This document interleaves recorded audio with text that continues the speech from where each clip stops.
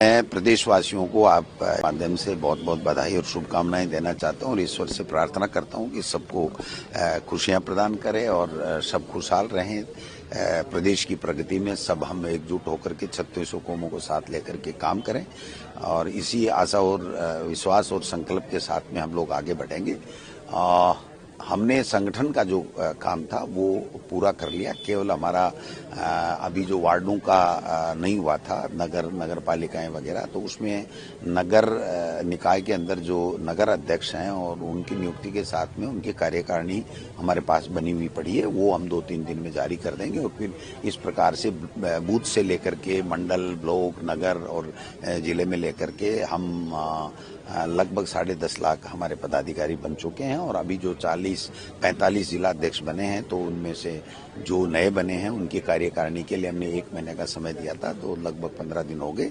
15 दिन के अंदर अंदर हम इनकी कार्यकारिणी भी बना देंगे और उसके बाद में हम लोग जो पंचायत राज के चुनाव में जो हम उतरेंगे और लोगों के बीच में जाकर के इनको एक्सपोज करेंगे कि इन्होंने 12 महीने 1.5 साल तक नगर निकाय और पंचायत राज के जनप्रतिनिधियों को चुनने नहीं दिया। इससे हमें बड़ा नुकसान हुआ है। देखिए, आप 5,000 करोड़ के लगभग मनरेगा का पैसा बकाया है और कानून खत्म कर दिया राइट टू वर्क का, और वो पैसा भी केंद्र नहीं दे पा रहा है और स्टेट गवर्नमेंट भी नहीं दे पा रही है। और 3,000 करोड़ के लगभग हमारे पंचायती राज का जो चुनाव नहीं होने की वजह से पैसा नहीं मिला है।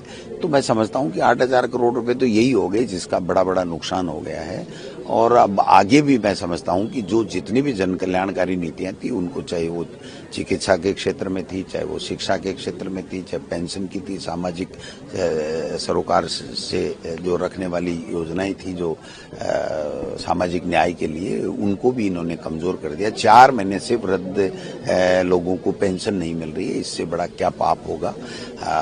मैं समझता हूं कि इन सब चीजों के ऊपर हम लोग काम करेंगे और जनता के बीच में जाकर के इनकी सच्चाई बताएंगे कि ये केवल झूठ बोलने की राजनीति कर रहे हैं, कांग्रेस को केवल गाली देने की राजनीति कर रहे हैं, संवैधानिक संस्थाओं का दुरुपयोग कर रहे हैं, लोगों को डरा करके, धमका करके। आप मुख्यमंत्री का बयान देखिए, 2 साल में कम से कम भी बोले होंगे तो 200 बार उन्होंने लोगों को इनडायरेक्ट में डराने का काम किया। करने धरना कुछ है नहीं। तो अब मैं मुख्यमंत्री जी को नई साल में सलाह देना चाहता हूं कि आप 2 साल में आपने जन कल्याण के लिए क्या काम किए वो बताइए, और आगे अब 3 साल 2.5 साल जो भी आपके पास में, उसमें आप क्या करने वाले हैं, किस तरीके से करने वाले हैं, उस बात को आपको बताना चाहिए। अब कांग्रेस को ये जो मतलब जो डायलॉग बोलते हो ना कि हम पकड़ लेंगे भ्रष्टाचार नहीं, तो भ्रष्टाचार 4 गुना बढ़ गया साहब। कोई डिपार्टमेंट ऐसा नहीं है जिसमें बिना पैसे रिश्वत के दिए हुए कोई काम होता हो। और यहां तक भी कि ट्रांसफरों में पैसे लेने लग गए, छोटी छोटी बातों के लिए पैसे लेने लग गए। एक लिस्ट शिक्षा विभाग की निकलती है तो 4 जगह पर्ची कटती है, इसका हिस्सा अलग होगा, इसका हिस्सा अलग होगा, इसका हिस्सा अलग होगा। इससे बड़ी शर्म की क्या बात है। 800 करोड़ रुपए हमारे लैब्स हो रहे हैं, बच्चों के लैब नहीं बन रही है, केवल भ्रष्टाचार के कारण से कि वो देख रहा मैं खा जाऊं, वो देख रहा मैं खा जाऊं, वो देख रहा मैं खा जाऊं। तो ऐसे अनेकों काम हैं, मैं आपको गिनाऊंगा तो शाम हो जाएगी। मैं तो ये कहना चाहता हूं अब मुख्यमंत्री जी को अपना विजन बताना चाहिए और जो काम किया वो बताना। ऐसे मुखजबानी कहने से नहीं चलता काम की साहब, हमने हमारे संकल्प पत्र को पूरा करें, इसका मतलब आपका संकल्प पत्र ही फर्जी था। जब आप कह रहे हो कि संकल्प पत्र पूरा ही कर दिया तो फिर किसान को किसान सम्मान निधि के नाम से पैसा क्यों नहीं मिल रहा है, लोगों को पेंशन क्यों नहीं मिल रही है, लोगों को पढ़ाने के लिए टीचर क्यों नहीं मिल रहे हैं। जर्जर भवन, अब आप अगर आंकड़ा सुनोगे तो आपको आश्चर्य होगा, 500 से ज्यादा स्कूलें जर्जर हैं, 200 ऐसी स्कूलें हैं जहां बैठने के लिए वो कमरे में घुस ही नहीं सकते, तो 700 तो ये हो गई। 16,000 करोड़ रुपए इनको वापस इनका इंफ्रास्ट्रक्चर ठीक करने के लिए, इसकी जर्जरता स्कूलों की ठीक करने के लिए चाहिए। वो पैसा कहाँ है इनके पास में। अभी तो झालावाड़ में 7 मरे, उस स्कूल का निर्माण ही नहीं कर पाए। एक पैसा नहीं, एमएलए को लिख दिया एमएलए कोटा दे दें, तो एमएलए कोटा तो एक कानून से मिला हुआ है, वो उसके विवेक के ऊपर निर्भर करता है कि उस गाइडलाइन के मुताबिक वो कहाँ खर्च करे। लेकिन ये अगर हर डिपार्टमेंट ये लिखने लग जाता है एमएलए कोटा तो कोई 100 करोड़ है क्या एमएलए कोटा। तो मैं समझता हूँ कि इन सब चीजों को देखना चाहिए। केवल दिखावे में फोटो खिंचवाने के लिए, मीडिया बाइट के लिए ये कह देना कि साहब हम जो है वो हम समीक्षा बैठकें कर रही हैं, ये कर रही हैं। भ्रष्टाचार तो दिन दुगुना रात चौगुना बढ़ रहा है और आप समीक्षा बैठक करके बोर कर रहे हो, अफसरों को काम करने से रोक रहे हो। तो ये आपको अप्रोच बदलनी पड़ेगी, ये मैं कहना चाहता हूँ। टीएमसी के मंत्री अभिषेक बनर्जी वो एसआईआर को लेकर ज्ञानेश कुमार से मिलकर आए। उनका कहना है कि एसआईआर को लेकर कोई जवाब नहीं मिला, ऊपर से एग्रेशन के साथ और बात। देखिए, ज्ञानेश कुमार जी को तो टास्क दे करके लाया गया है। ज्ञानेश कुमार जी इस पद के लायक ही नहीं, वो पारदर्शिता रख ही नहीं सकते। उनका चयन ही सीजीआई को हटा करके, कानून ला करके, और उनका चयन ही अमित शाह जी और मोदी जी ने इसलिए किया है कि वो उनकी कठपुतली रहें, जो वो कहें वो ही करें, उसके अलावा कुछ भी नहीं करें।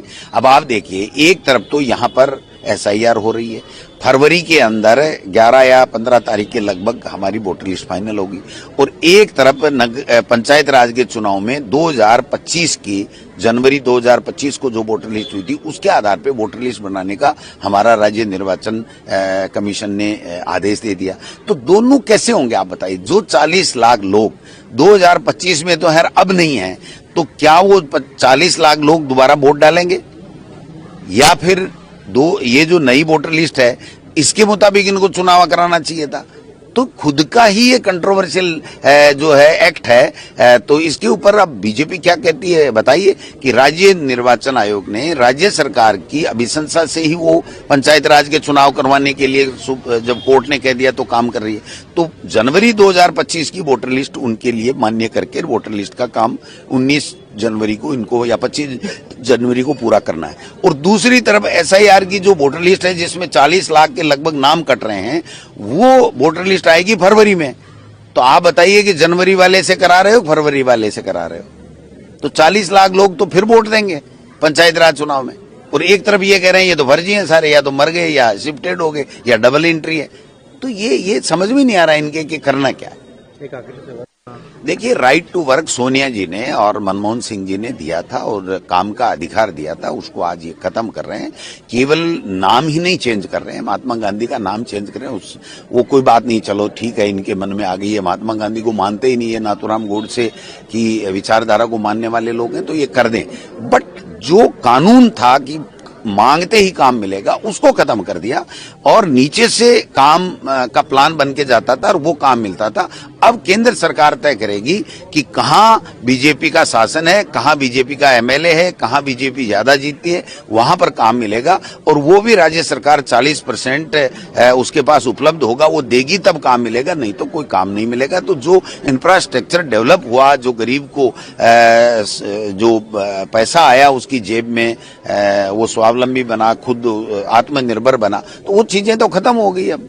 तो मैं समझता हूं कि ये बहुत बड़ा 5,000 करोड़ रुपया अभी भी 2 साल से नरेगा के अंदर जो लेबर या उसका मटेरियल का पैसा बकाया पड़ा है वो तो केंद्र दे नहीं रहा है। तो केंद्र भी नहीं दे रहा है, राज्य सरकार कह रही है हम दे देंगे। वो तो इनकी मजबूरी है कि मोदी जी को खुश करने के लिए, पर्ची बरकरार रखने के लिए कहना पड़ेगा।